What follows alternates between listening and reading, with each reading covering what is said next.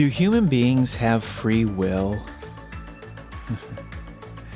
And isn't free will necessary for someone to genuinely love another person?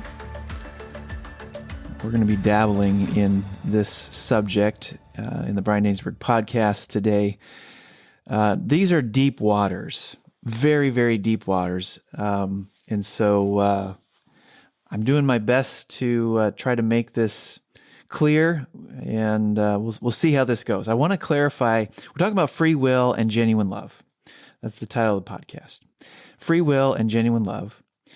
And I'm going to try to clarify what we mean by free will as it relates to genuine love. Now, free will is a massive topic, huge topic, far too large to exhaust in a single podcast. So my aim here is modest. I don't want to settle every debate, but I do want to frame the discussion more clearly, and I'm going to do that largely with the help of Thaddeus Williams' book, God Reforms Hearts. So much of this podcast is built on that book. I would recommend it to you. I'll put it in the show notes as well. God Reforms Hearts by Thaddeus Williams. Now, let me say this at the outset. Free will is far more complicated than we often assume. The question, do human beings have free will, is actually not a very helpful question on its own, because everything depends on a more precise question. That is, freedom from what? When we say, do human beings have free will, we're assuming there is a freedom from something. And so that question forces us to define what we mean by free will. Philosopher Roderick Chisholm famously described libertarian free will this way. He says, each of us, when we act, is a prime mover unmoved. In doing what we do, we cause certain events to happen, and nothing or no one causes us to cause those events to happen. Let me read it again. Each of us, when we act, is a prime mover unmoved. In doing what we do, we cause certain events to happen, and nothing or no one causes us to cause those events to happen. Now, applied to love, the claim often sounds like this. For love to be authentic, a person must possess this free will, this libertarian free will, that is, the power to love or to refrain from loving. If love is not freely chosen, it is not real love. Okay? That's often how it sounds when we're talking about free will and love. For love to be authentic, a person must possess libertarian free will, the power to love or refrain from loving. If love is not freely chosen, it is not real love. But again, the crucial question is, what kind of freedom is required for love to be authentic? What kind of freedom is required for love to be authentic? To help clarify this, Williams offers 3 thought experiments, and I think these are helpful. And I think they're very important to keep in mind for the rest of the podcast.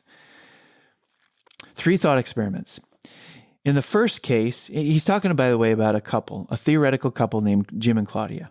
Jim and Claudia. Okay, so in the first case, Jim is a mad scientist desperate for love. He installs artificial affection hardware in Claudia's brain, programming her to, quote unquote, love him. Claudia says to Jim, I love you, and she can't do otherwise. Is that authentic love? And everybody on the planet would say, no, that is not authentic love, because what freedom does she lack? She lacks freedom, we'll call it this. She lacks freedom from the machine. She needs freedom from the machine for her love to be authentic. That's the first thought experiment. Second one is this. Jim holds a gun to Claudia's brain, to Claudia's back, and commands her to love him. Again, she says, I love you, and she can't do otherwise. Is that authentic love? No, it's not authentic love, because Claudia lacks the right kind of freedom. What does she lack? She lacks freedom from the gunman. Then Williams brings up a third case, and this is more interesting. Claudia has a powerful internal desire to maximize Jim's welfare. Her love for him is so deeply rooted that she can't bring herself to reject him. She says, "I love you," and cannot do otherwise. Is that authentic love? Does she lack free will? Now, notice what's different here. There's no machine. There's no artificial affection hardware. There's no machine. There's no gun. No external force. None. Her love flows from who she is.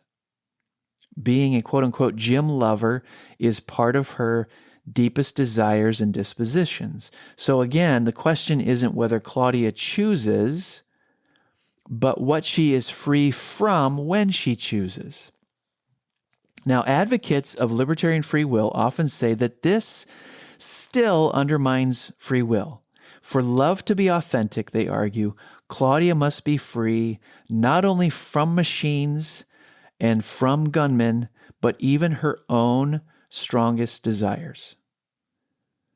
If she can't do otherwise, her love is supposedly not free, and therefore it's not authentic love.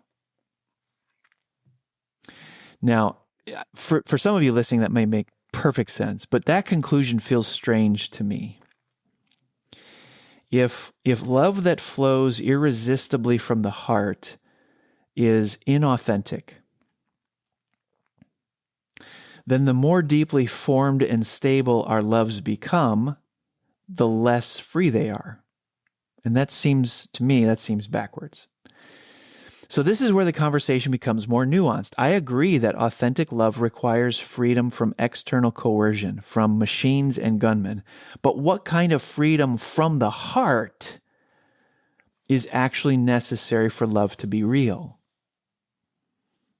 That question pushes us beyond simple definitions of free will and into deeper theological territory. So this is where Williams shifts the discussion from human to human love, like Jim and Claudia, to human to God love, and asks a sharper question. What sort of work does God do on or in the human heart so that a person comes to love him? And just as importantly, does divine action undermine the authenticity of that love? Now, to answer, Williams outlines 5 models of divine action in human love. It's best to think of these as points along a spectrum. The issue throughout is not whether God acts, because he'll act in all 5 of these models, but how he acts in relation to the human heart. Okay, here are the 5 models. I'll give them to you very briefly and then a little more detail after. Here are the 5 models. The first is heart persuasion. God acts externally, displaying who he is and what he offers, but leaves the heart internally untouched. Second is heart cooperation. God strengthens and assists the heart's weak inclinations toward him.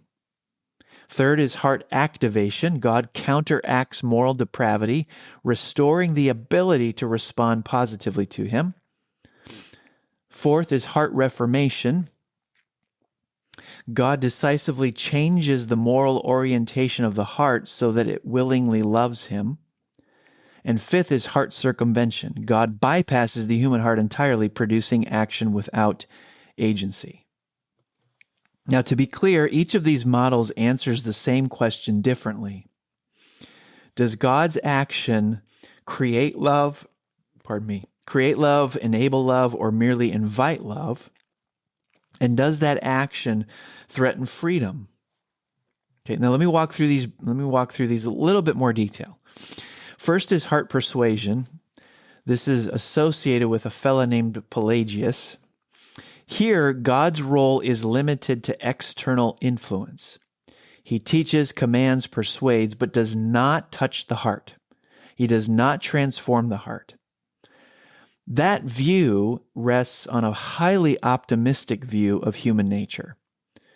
As Pelagius famously argued, God commands nothing impossible, and humans in their natural state possess the power to obey if they simply will to do so. Now, the early church rejected this view, called Pelagianism. They rejected this view because it conflicts sharply with Scripture's diagnosis of the human condition. The early church argued that grace in the Bible is not merely informative, it's restorative and it's saving. Second is heart cooperation. This is associated with a guy named John Cassian. A little more detail on it. Humanity is wounded by sin, but not dead. The will, the human will, retains enough freedom to initiate movement toward God. When it does, God cooperates with that effort, strengthening and assisting it. And so grace and free will work together synergistically. Third, and I'll come back to some assessments of these. Third is heart activation. This is associated with a guy by the name of James Arminius. Here the diagnosis becomes darker. Arminius argued that humanity is morally powerless, incapable of loving God on its own. God must therefore restore the capacity to respond. This restoration, which is often called prevenient grace, is given, and this is important, universally to all people. It's given universally to all people so that all people come out of the womb possessing a renewed ability to say yes or no to God. Okay, now let me offer a commentary. In my view, at this point, a serious problem arises. And here is one of my chief bone of contentions with James Arminius.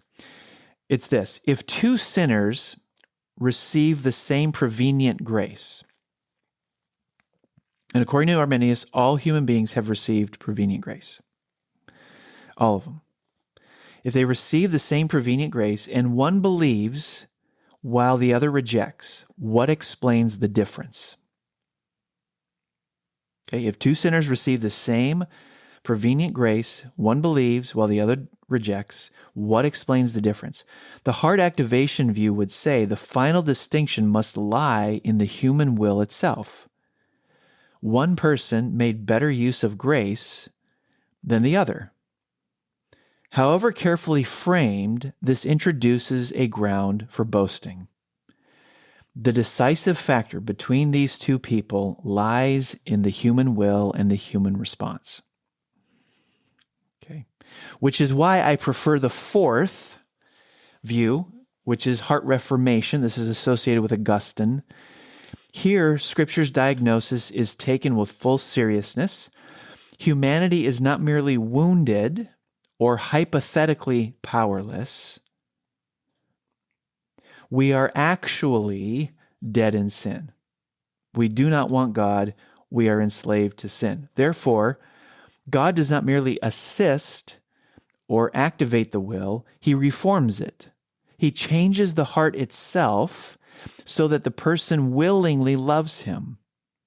When God reforms the heart, the person can't ultimately say no, but that love for God flows freely from a renewed desire.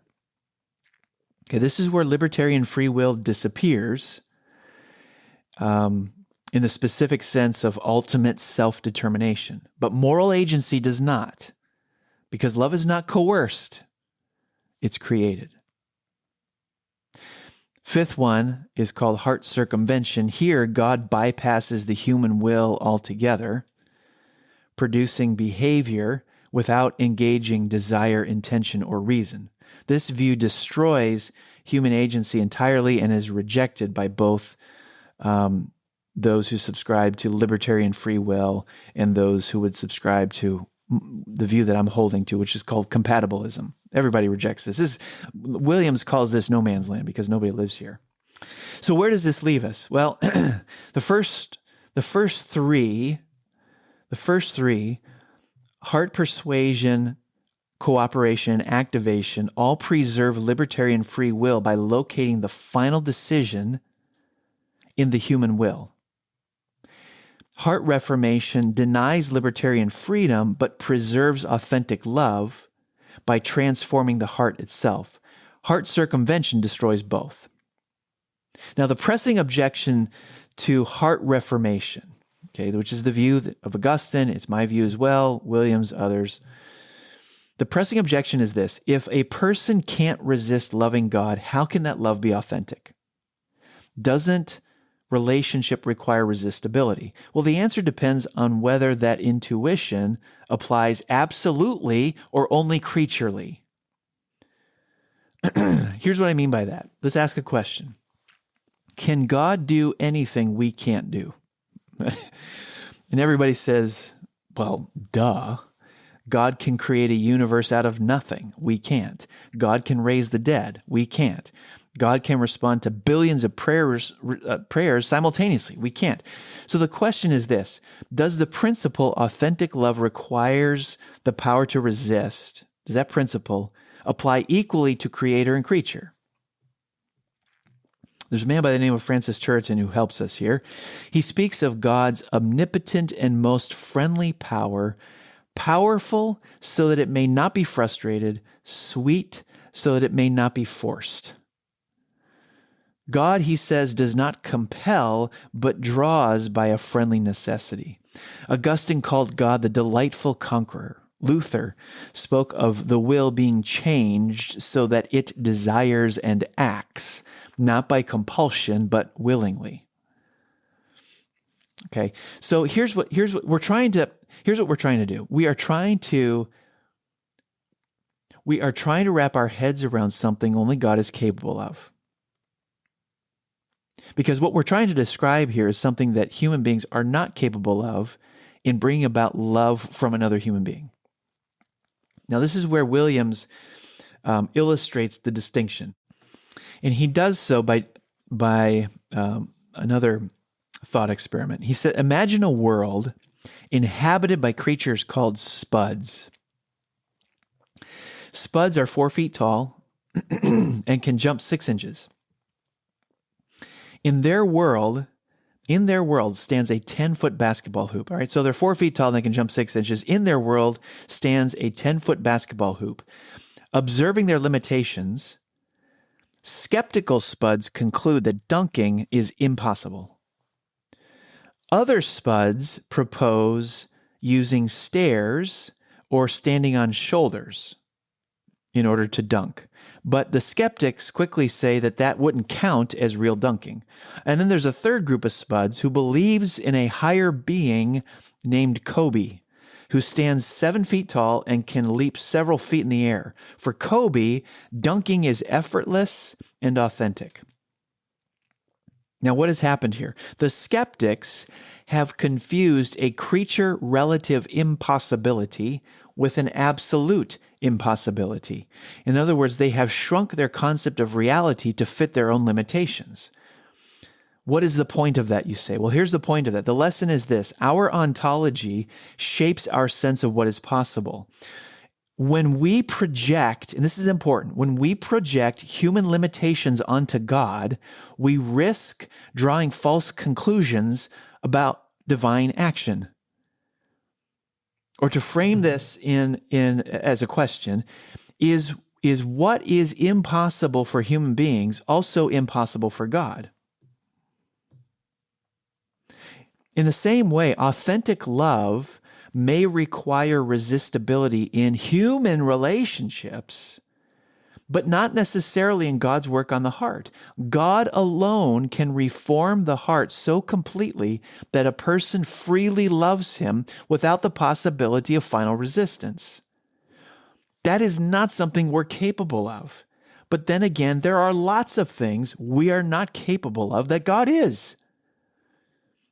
And so my own position, following Thaddeus Williams and Augustine and Luther and Turretin, a whole host of others, is that heart reformation is necessary for genuine love of God.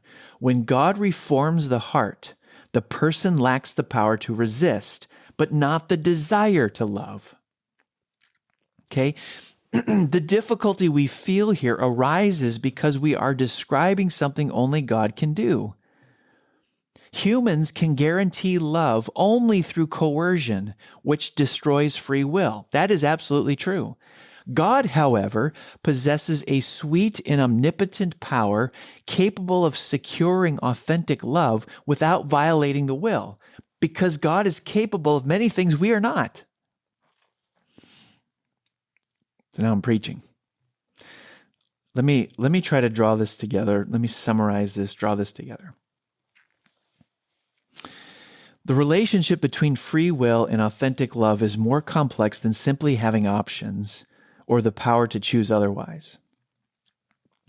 Real freedom has to be defined more carefully, especially in terms of what we are free from.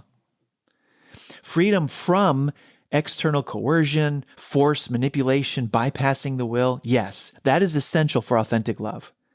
But freedom from one's own deepest, transformed desires is not necessary for the love to be authentic. We considered 5 models of divine action on human love, ranging from minimal divine persuasion to complete circumvention of the human will. Each model answers the same question differently. How does God act on the human heart, and does that action preserve genuine love? Heart persuasion, cooperation, and activation all preserve libertarian free will by locating the final decision in the human will. Heart circumvention destroys both freedom and agency by bypassing the heart altogether. Heart reformation, however, takes Scripture's diagnosis of the human condition most seriously. Human beings are not merely weak or wounded, we are morally dead and incapable of loving God unless God decisively changes the heart. In heart reformation, God does not coerce the will, He transforms it. Love becomes irresistible, not because the will is violated, but because the heart has been renewed. The person cannot finally resist loving God, yet loves God freely because that love flows from who they have become. The tension we feel at this point often comes from projecting human limitations onto God. Among creatures, securing love without coercion is impossible. But God is not a creature. What is impossible for us is not impossible for the Creator. God alone possesses a power that is both omnipotent and gentle, strong enough to ensure love and sweet enough to preserve agency. And for that reason, following Williams, Augustine, Luther, Turretin, I believe heart reformation best accounts for the biblical data. Genuine love for God does not arise from an autonomous will choosing rightly, but from a renewed heart that delights in what it once rejected. And so true freedom then is not the power to resist God forever. It's the gift of being so transformed that we finally and willingly love Him. Well, those are some deep thoughts. Free will and genuine love. I hope it's not going to be clear. Don't have these expectations of yourself as you listen. This is going to be clear. But I hope this introduces you to a unique angle, a different angle of looking at this than maybe you've considered before. Thanks for tuning in, and we'll see you next time.